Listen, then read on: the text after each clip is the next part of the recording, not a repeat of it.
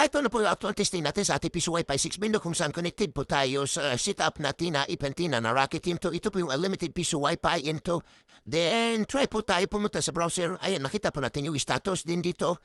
Try po natin ulit mag-extend time. Ayan, then try ulit natin mabholo kung working na nating gawan setup. Ay, meron na po tayong credit. Pindutin po natin ang done.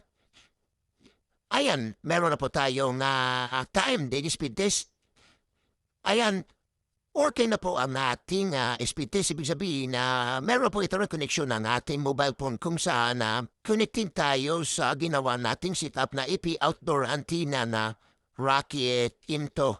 Ayan din tingnan po natin na medyo madilim na kasi yung area. Ayan po yung ginawa nating Rocket into kung saan meron na pong ilaw dahil meron na pong connected device sa nating Rocket into.